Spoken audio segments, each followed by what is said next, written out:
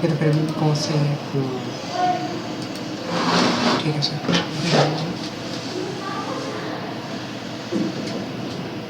ठीक है ना?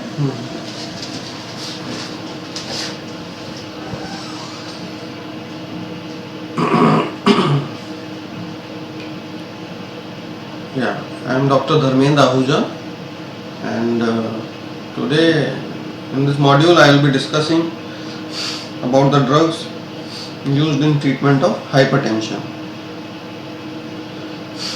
This comes under pharmacology and the discipline pharmacy. Drug used in treatment of hypertension. So first of all, we will see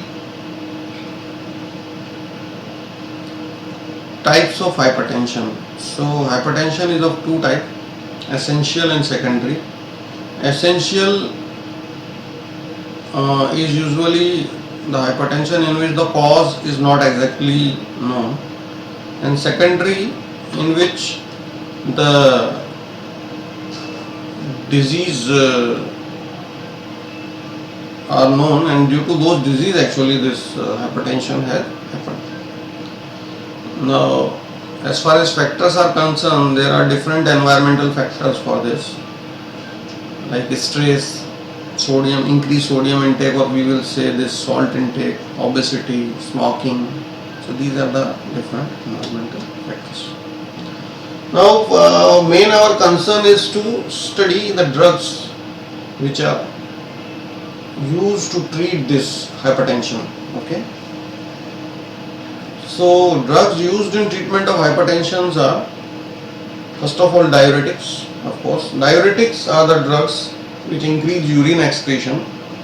Now in this different kind of diuretics are there. Thiazides are there, which include hydrochlorothiazide and chlorthalidone. Then high ceiling diuretics, furosemide is there. Yeah. So potassium sparing diuretics, spironolactone, trimethoprim, amloride. These are classified on the basis of their potency. Thiazides are moderately acting. Furosemide is highly effective, high ceiling. Potassium sparing are basically diuretic, but they preserve potassium.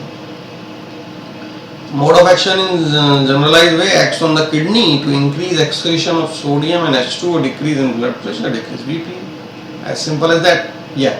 So next is angiotensin converting enzyme inhibitors. As you know, captopril, lisinopril, enalapril, ramipil, fosinopril, perindopril. So these all are these ACE inhibitors. So what they do is they inhibit synthesis of angiotensin II, which in turn decreases this sodium volume, and basically they dilate the blood pressure. Blood vessels, and this dilated blood vessels actually are useful to treat this hypertension.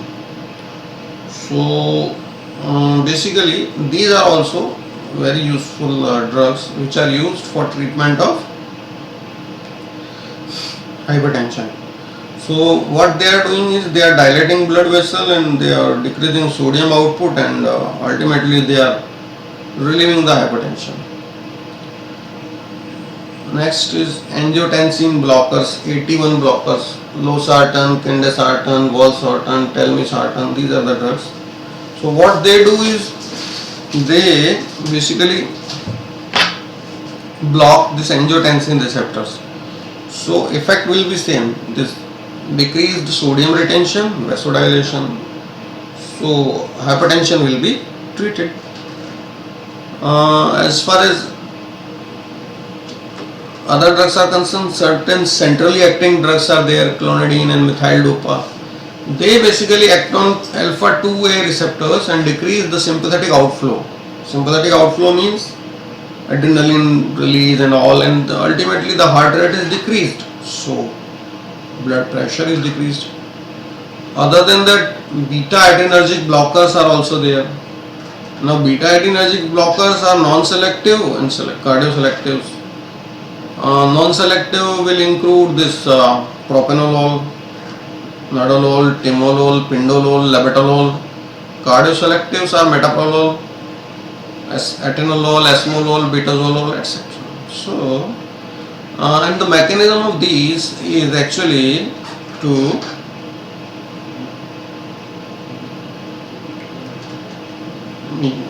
decrease the blood pressure through this decreased heart rate.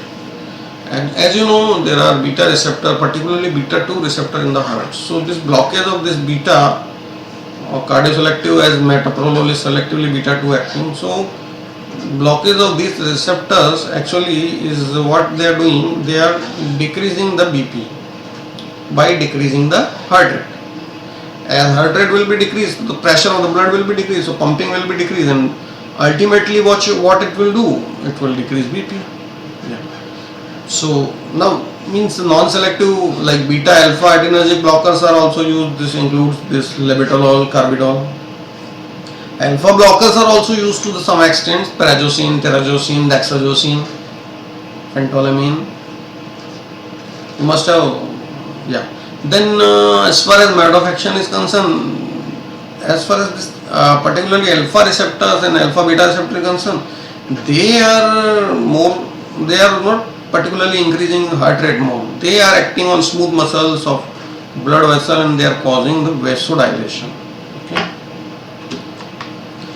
Now calcium channel blockers are there. Calcium channel blockers are also used. They decrease BP and releases the smooth muscles. So calcium channel blocker, there are different calcium channel blockers are there. Verapamil is there, diltiazem is there, nifedipine is there, falodipine is there, amlodipine, nimodipine, different. These are basically dihydropyridine derivatives. You must know. So the mechanism is through smooth muscles and they decrease the BP. Yeah. Now this potassium channel activators, potassium channel opener also we used to call them. Diazoxide, minoxidil, pancidil, nicorandil. One more use of them is like in alopecia they are very selectively used because in addition to that this is the additional effect, and the major side effect is also with them that they cause hirsutism, means increased blood, increase the hair on all body parts if the patient is using them on a prolonged way. Yeah. So mechanism of action is clear, like leaking of calcium due to opening, hyperpolarization of SMCs and relaxation of SMCs. Yeah. So next is vasodilators. Vasodilators, certain arteriolar and arteriovenular vasodilators are there. Mechanism of this vasodilator is also through this potassium channel opening. This potassium channel opening causes hyperpolarization, and hyperpolarization causes relaxation and smooth muscle dilation. This vasodilator, arteriolar vasodilator is hydralgin, and as far as arteriovenular vasodilators are concerned, then it is sodium nitroprusside. Yeah. Now we will go to treatment of hypertension. These were the drugs which can be used to treat hypertension. Now hypertension, as per this WHO recent guidelines, they have increased the limit also. Earlier it was 80 to 120, now it is 90 to 130 as per WHO. And what is this hypertension? This is the pressure applied by the blood on the capillary walls, is blood pressure, and this increased in this hypertension, this blood pressure gets increased. It gets increased from earlier it was 80 to 120 mmHg, now it is 90 to 130 mmHg. 90 mmHg is diastolic blood pressure in case of hypertension, and 130 mmHg is the systolic blood pressure in case of hypertension. Diastole means relaxation of heart, systole means contraction of heart. Yeah. So now, if this has happened to someone, so those were the drugs which we have just discussed can be used. Additionally, to have a clear idea to treat the patient, there are certain treatment strategies. So we will discuss in this slide the treatment strategies. In stage 1, we will start with a single most appropriate drug with a low dose. Preferably start with thiazides, other beta blockers, CCBs, ARBs, ACE inhibitor may also be considered. Now CCB, calcium channel blocker, in case of elderly and stroke prevention is okay, and if require increase the dose moderately. Partial response or no response if founded, so add from another group of drug, but remember it should be low dose combination. Now even if the hypertension is not getting controlled, so you can change the combination or change the category of drugs. Now in case of side effects, lower the dose or substitute with other group. So this is the strategy, means you can choose these first line drugs. If not covering, then you can add one more drug. Even then it is not covering, then you can replace the drug, and then if you are facing any side effect with any drug, so also in that case also you can change the drug. In stage 2, start with 2 drug combination. Stage 2 and stage 1 are basically on the basis of severity. Stage 1 is mild case or less severe case. Stage 2 is a severe case. Then start with 2 drug combination, and in that one should be preferably diuretic. Diuretic increases urine excretion, so relieves BP. Yeah, now this was the basic idea how to treat the hypertension. Common hypertensive emergencies which may occur to the patient are like what in case of severe hypertension, what harmful effect to the patient can occur are highlighted below. Cerebrovascular accident or head injury can happen. Cerebrovascular accident can happen. Left ventricular failure can happen. Pulmonary edema can happen. Hypertensive encephalopathy can happen. Inflammation of this meninges of this brain.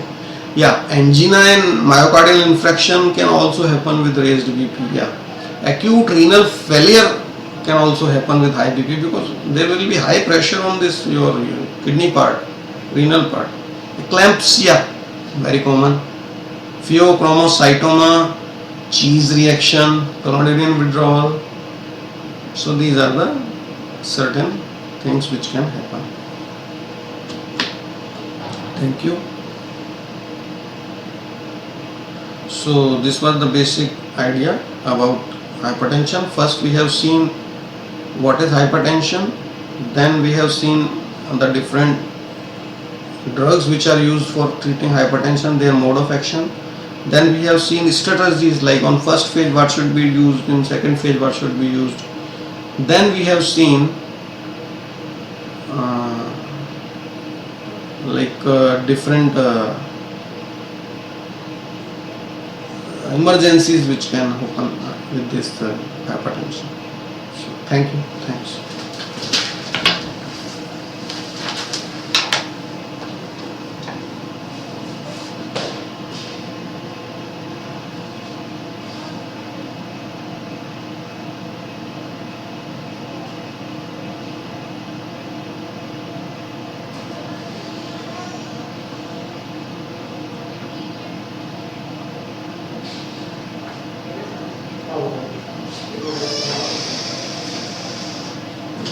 बीच में बजा था क्या phone?